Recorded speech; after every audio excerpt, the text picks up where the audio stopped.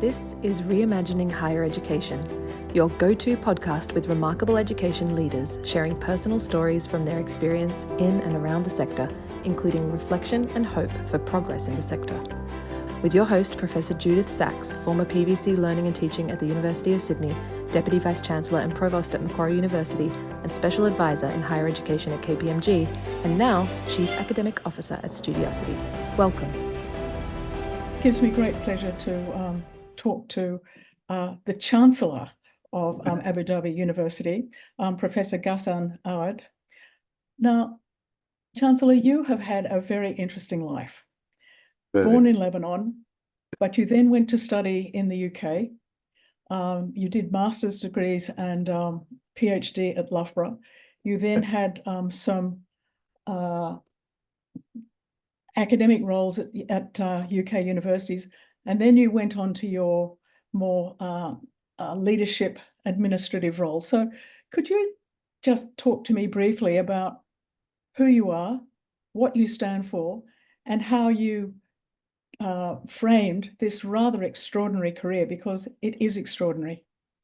Thank you so much, Judith. It's a pleasure for me to be talking to you. I'm just a humble person. I was born in Lebanon and raised during my childhood in Lebanon, studied at Beirut Arab University for a bachelor degree in civil engineering. And then I worked for 2 years building schools in the south of Lebanon, sponsored by UNICEF, in fact.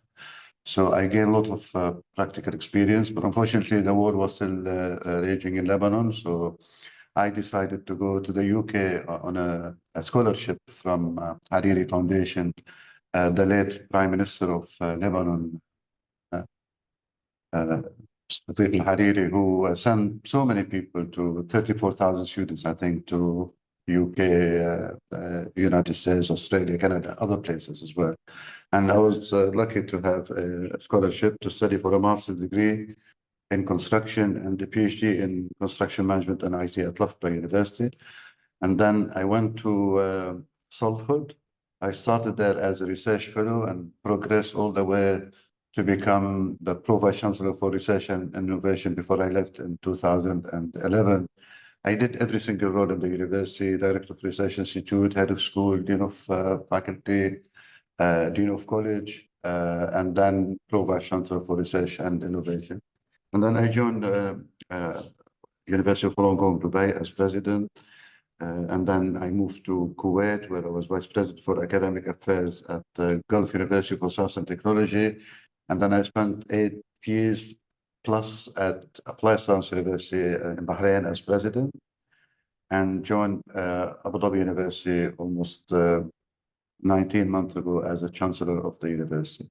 In between, I was president of the Charter Institute of Building, CIUB, in 2014. I was so proud that moment because I was the first president ever of this institute from the Middle East or the Arab world. And this institute was established in 1834.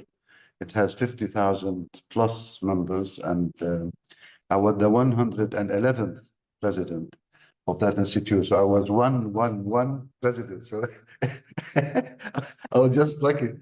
So I was very proud at that moment. In 2016, I was given an honorary doctorate by Loughborough University as well for my contribution to the CIUB. So when you reflect back on your time as a student, what was it like for you as a student, particularly in the UK, particularly when English was probably your third language? So I imagine that you spoke French, Arabic, and English. So just share with me what your experience was as a student yourself, and then what it's like to be a student now. Yeah, it's a very good question. And I will tell you about my student life in Lebanon as well, because it's very interesting. It was during the civil war, unfortunately, when we were studying. So we go to university and there would be some shelling. So we go home, we hide. Then there will be a lull in the shelling. Then we go back to the university and study. Imagine you are living in these conditions. And When I went to the UK, of course, I did an English course. I stayed with a family in Scotland, in fact, in Edinburgh. And as you said, English was my third language, maybe. So we had to learn it. And then student life was very interesting. Of course, it was very safe when I was in Loughborough. I played a lot of sports because Loughborough is very well known for as a sports university, in fact. And so when I did my master's and PhD, it was an interesting. My PhD was delayed a little bit because of sports, I think, but it was very enjoyable being exposed to a lot of people from different cultures. I remember from that PhD room, we had maybe 100 plus PhD students from all over the world. And I started to expose myself to different culture, different value system, different food, and so on. So it was a very interesting experience. And of course, we had a small scholarship. It wasn't a lot of money, so we have to manage our finance and survive. Students now are completely different from our generation. They are the Generation Z students, the digital natives. Sometimes they call them the entitlement generation. They are entitled for things. They are entitled for a car. They're entitled for all sorts of things we didn't have.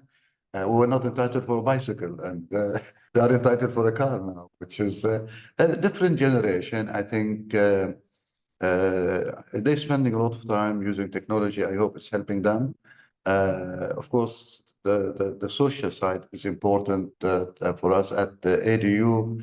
We are focusing on the really extra skills which could help them find good jobs in the marketplace. And it's no longer about just IQ and the academic intelligence. It's now about emotional intelligence, cultural intelligence, digital intelligence, social intelligence, health intelligence. So it's a combination of intelligence which are really which is really required by those students. So that's, I think you will need to focus on them in terms of the skills in leadership, analytical skills, research skills, communication, presentation skills, bargaining skills, the rest. And that's the full package. It's the academic degree, which is the passport they can put in their hands, but it's the extra skills which would make them unique and different. And so we have the graduate attributes at the university level to make sure that every single student who graduates from the university will have these attributes. But we're focusing on all types of intelligence and extracurricular skills, which can help them build their personality, become more charismatic and more sociable to a large extent. So when you think about the students in your university, but the other universities that you've led in the Middle East, what are the characteristics of the students? Are they segregated? Are they from, what sort of families are they from? What sort of degrees do they choose? Oh no, I think at least in Abu Dhabi University, we have students from 100 plus nationalities, in fact. So it's a truly cosmopolitan place where students interact. They live, study, and work in harmony, in peace. In fact, we're lucky in the UAE. We have the Ministry of Tolerance and Coexistence. And for me, because when I always question the issue of equality and diversity. Are we equal? We are not. Diverse, yes, important. So I think the concept of tolerance, and if I'm tolerant, I'll tolerate you being a woman or having come from a different religion or from a different background or from a different social status and so on. And this is really, really important. So we have built this inclusive culture where our students are fully engaged with each other. And it's really, really nice to see the diversity and the buzzing when they have the international days. You have students from various nationalities promoting their own food, their own value systems, and it's just amazing. And this is what makes the university unique, is this diversity and sense of tolerance and acceptance of each other. So we'll be very, very lucky in a way that in the UAE, and the same applies in Bahrain, to be honest. I had the same feeling in Kuwait and in the UK, of course. I mean, so important for students to feel that they are wanted, are supported, they are well looked after. And as I said to you, it's a different generation. They need more attention and more support. And when we look post-COVID, I mean, those students have lived the COVID experience, unfortunately, and this has affected their mental health, the majority, to some extent. So providing support in that area is vital as well.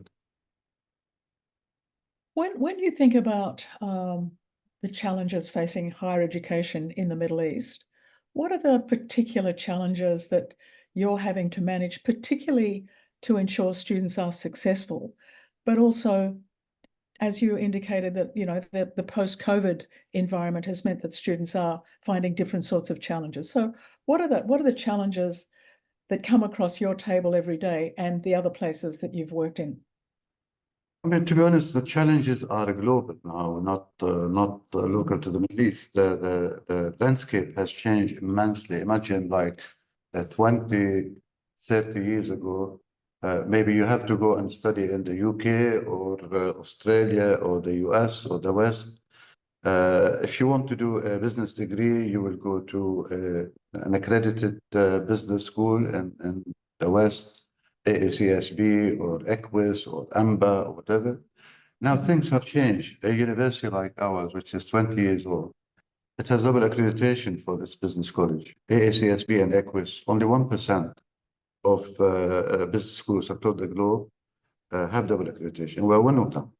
But now people used to travel maybe to be exposed to a different culture, different value system. And now universities in the Middle East have become so cosmopolitan that the culture are coming to us so we can see them and students can live them.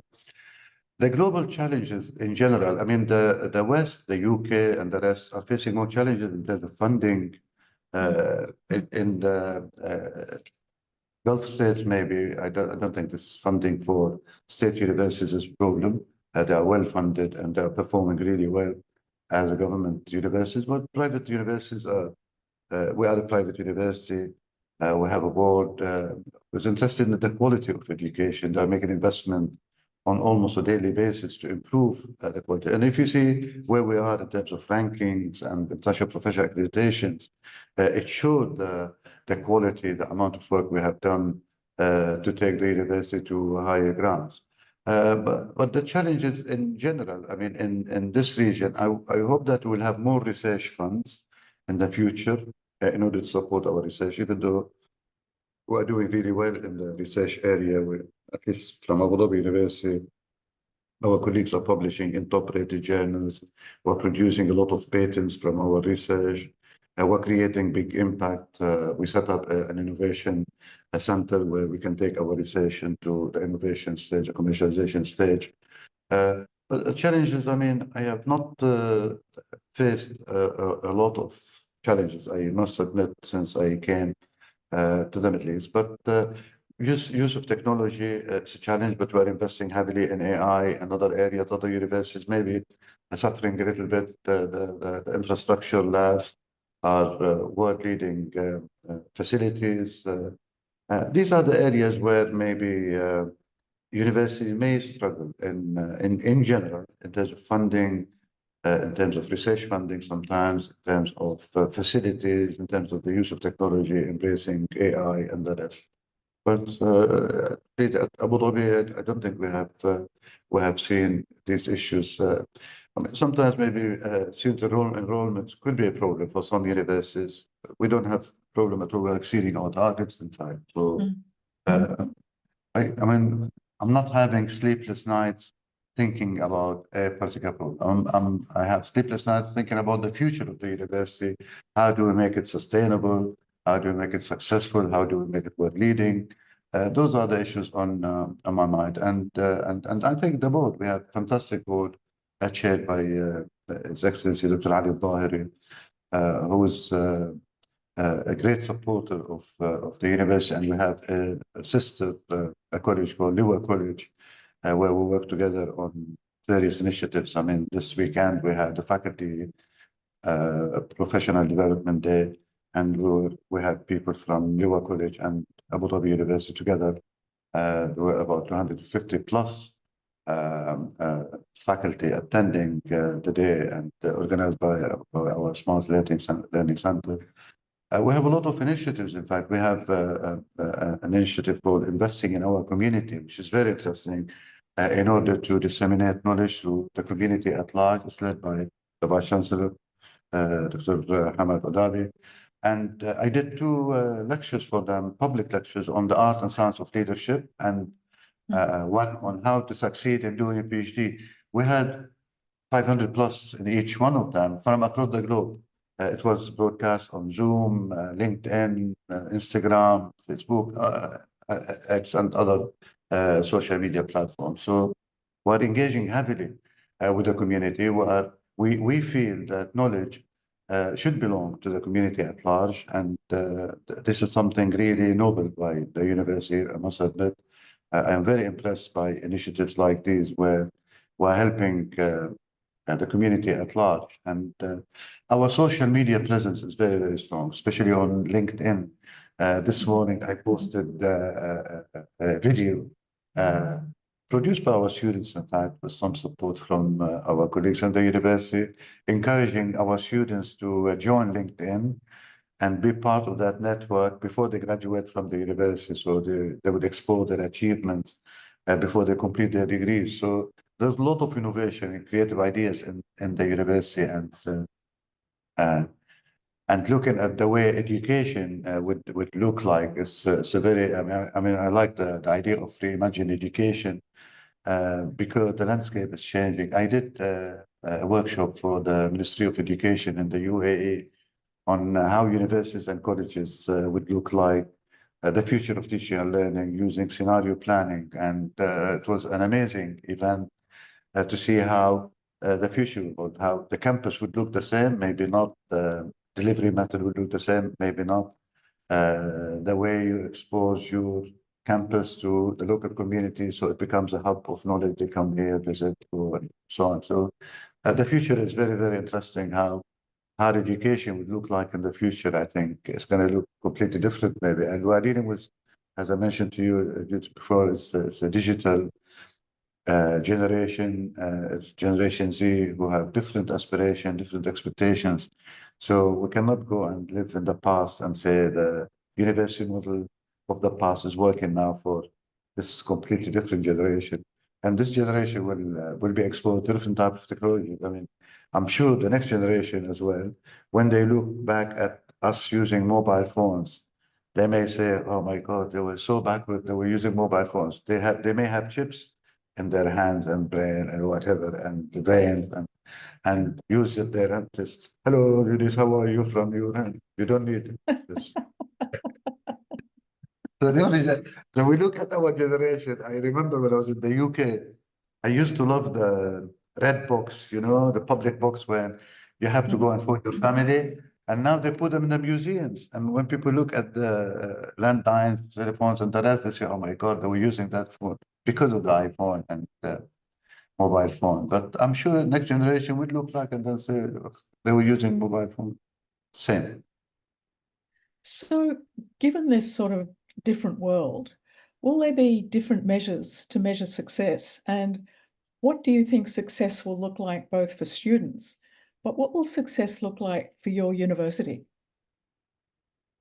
Okay, we are here to deliver the best learning experience to our students. They are the most important assets. I mean, we have been trusted by their parents, their relatives, to deliver the best learning experience. I think the measure of success is when we produce graduates who are achieving high positions, when the employability rate go up, when we make sure that our students are equipped with the right skill to survive in the marketplace. I think this is the biggest measure of success. Of course, I mean, at a university level, we have all sorts of measures for success, from rankings to professional accreditations, to student enrollments, to financial sustainability, to engagement with industry, with community, the amount of research fund we get, the number of publications, top journals, citations, patents, and so on.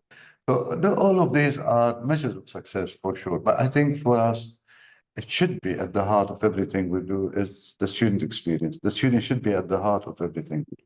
There's no question about it. And when they are happy, they're performing well, The rest will come, because if the students are happy, they will get us more students. We get more students, we do more research. More research, we get more publication. And so it's something at the heart of what we are doing should be the students' experience, I think. So talk to me a little bit about the student experience, particularly now within the context of AI and academic integrity. Yes, it's an interesting question. Thank you. Of course, ChatGPT is, I think, 2 years old in November, isn't it? Yeah. So it's a recent one, and straight away we developed guidelines for our faculty and students within maybe the first week. We circulated them and we educated them. We told them it's all about ethics and integrity, and you can use it. We encourage you to use ChatGPT and AI, but please be careful about ethical issues, ethical considerations. The same applies to our faculty and staff.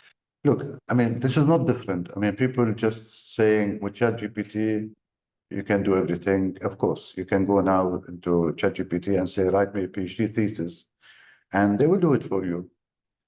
You have to wait 2-3 years to submit it. But you can do the same. You can go to a company and say to them, write me a thesis on, I don't know, the history of Lebanon. And they can do it.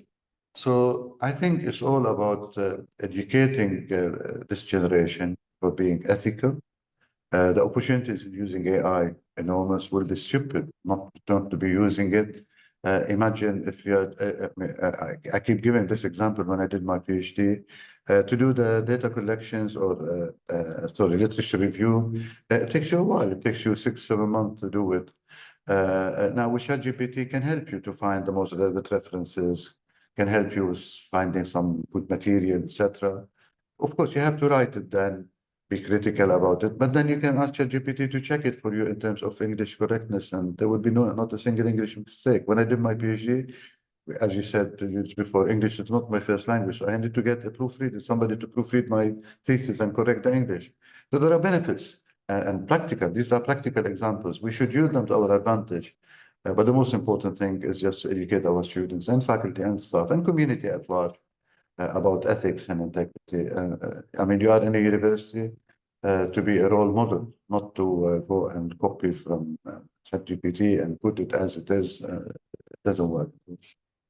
So the completion of the task is not the end in itself. It's about the learning that you actually go through in developing the PhD. So acknowledging that it's a productivity tool, but at the very center of it is learning, understanding, and then applying. Absolutely. No question about it. And when you finish your PhD, everybody felt that, oh my God, no, you have become a skilled researcher. Now you know how to do research, and you have to learn more how to develop these skills in the future. So it's a journey, it's not a destination.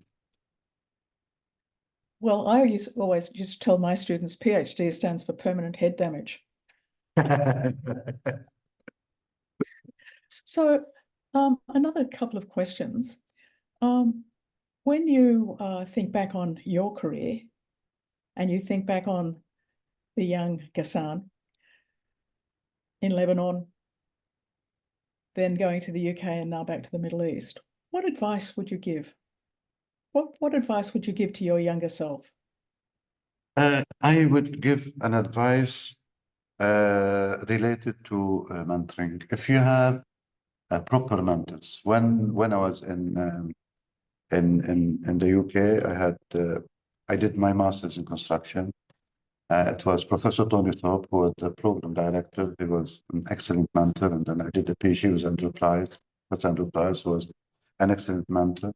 I kept in touch with Professor Thorpe in particular as a mentor. But when I went to Salford and I started my academic career as a research fellow, I was just fortunate to be mentored by a great leader, Professor Peter Brandon, who I kept in touch with him until now. If I need any help, etc., I contact him. And great leader, charisma, personality, very famous professor, very humble.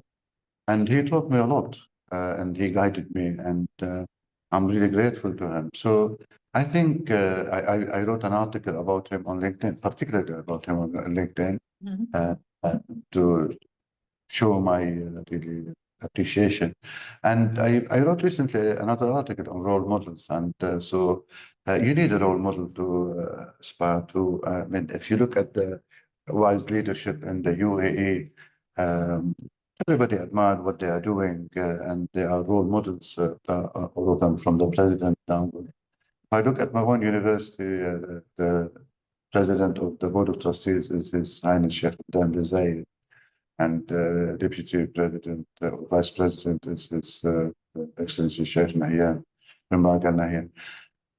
I see the chairman of the board of directors, Dr. Aid Tahiri. I see them as role models. People are supporting you. They care about you. They want you to succeed. They want the university to succeed. At the end of the day, we are here to make the university succeed. So mentoring, to have a mentor, I think, is vital. And to have the right skills. I'm not the most clever person on earth, for sure. I have some abilities, but I have the emotional intelligence skills, maybe, and cultural awareness. These are really, really important. I think emotional intelligence is now key for people to succeed, because I have come across so many clever people, much more clever than me, much more clever. They have not made it. They just could not understand that it's not about just the academic or the IQ, the academic performance. It's a package. You need to do well, but you have to have charisma, you have to have personality, you have to engage with people.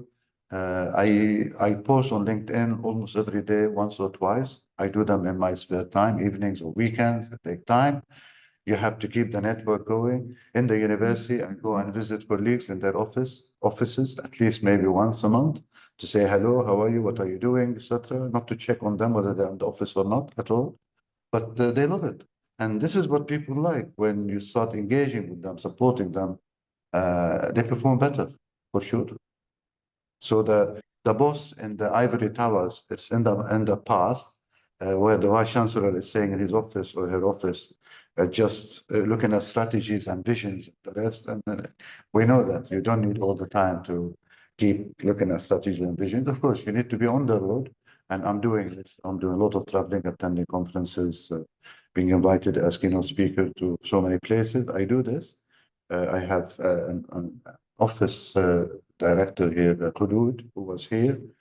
She's absolutely amazing. So when you have the right team, with excellent provost, Professor Dario Mahoney, and when the senior team are just working together in harmony, they support each other, then we can perform really well. So understanding the team dynamics is important, having mentors important, having emotional intelligence skills and cultural.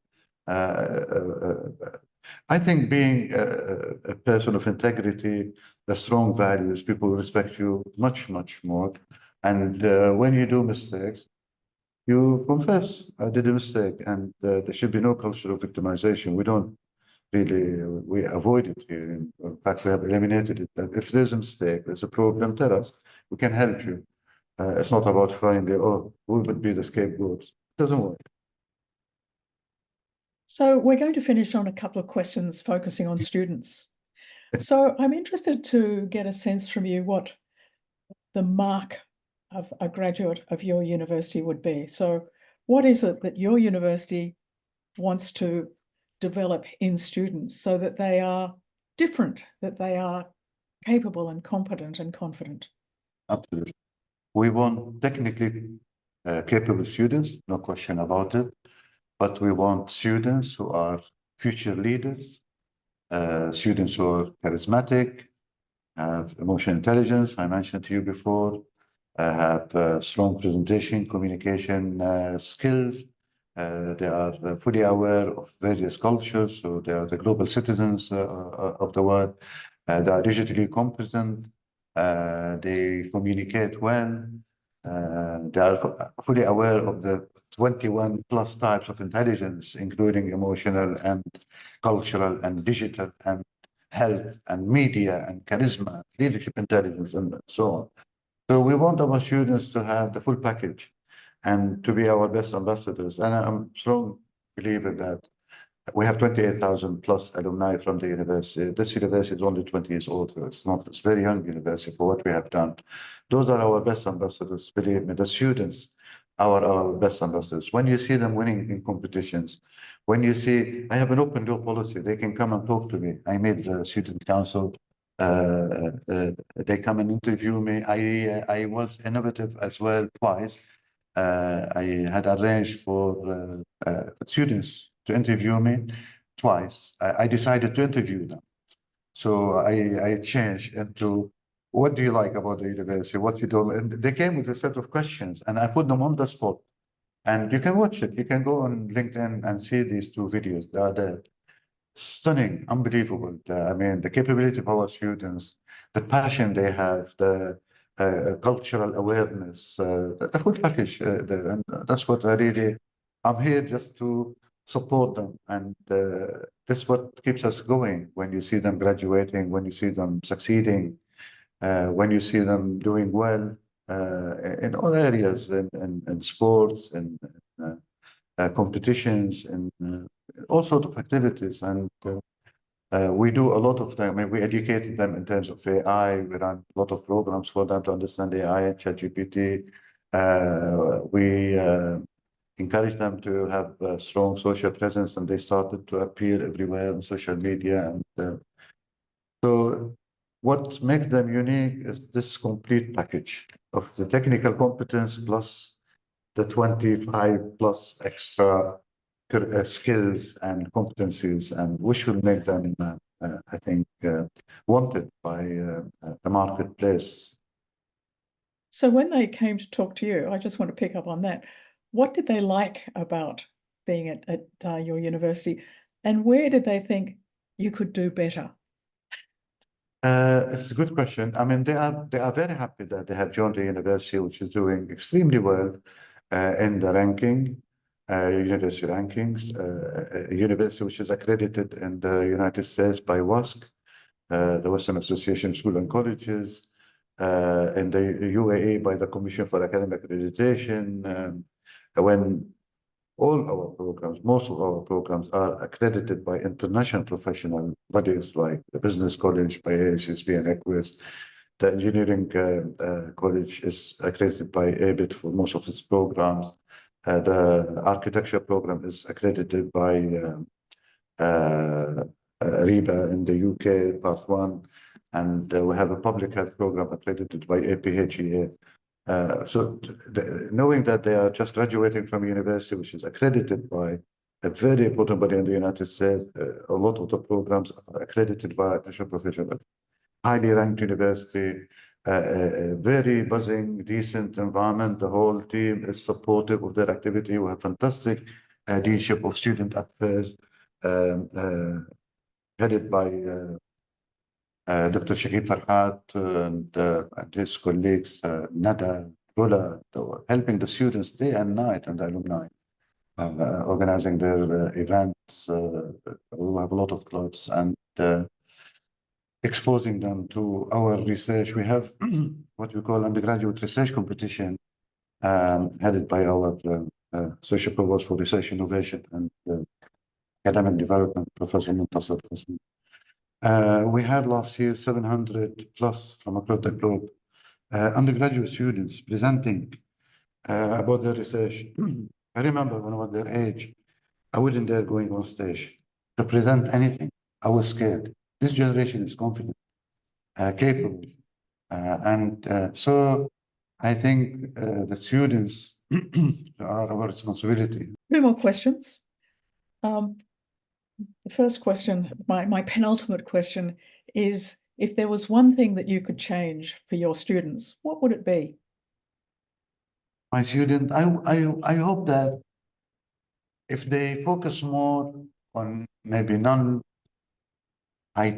non-devices, being stuck to their mobiles, computer, enjoying some of the external activities more, this would be something I wish that all generation, I'm talking about my two daughters are in the same position. So, but I hope that because when We were kids. We spent all of our times in the prairies, the fields, playing, going outside, playing sports.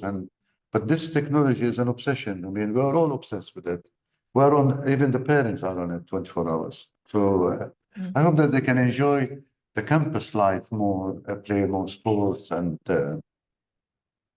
more engaged with student clubs activities. My last question. You go to many graduations. You meet students when you walk around the campus. What one piece of advice would you give them to help them achieve that sense of balance that you spoke about earlier? I think I would advise them to be ambitious, to be confident, to believe that when you put the effort, you're going to succeed. There's no question about it. You may need an element of luck as well in this life, but I think once you are determined to succeed, you will succeed. Nobody can stop you, no one. But you have to put it in your head that you're going to succeed. And this would be my advice to them, is just to believe in success and look at role models and see some of them have suffered so many times because of failures and the disappointments, and then they succeeded. So in life, you may face some challenges in terms of failing in one instance, but it shouldn't destroy your confidence. You should try again and again, and you'll succeed. On that very positive note of energetic hope, I want to thank you for spending 40 odd minutes with me today. And I hope you've enjoyed it, because I've had a great time. I enjoyed it very much, Judyth. Believe me. You have made me think. You took me into the past, then the present, then the future. And if you don't remember, I'm a great believer. If you don't remember the past, if you are not proud of your past, you will never enjoy the present, and you will not be able to plan the future. And this is the reality. It is planned for the future. You cannot predict the future. Nobody can. I think we should be prepared for a bright future. We are very lucky that we are working in a university to help our students, and this is what gives us the satisfaction. You have been listening to Studiosity's podcast, Reimagining Higher Education, candid conversations within higher education, sharing stories of leadership, change, and best practice in teaching and learning. Visit studiosity.com.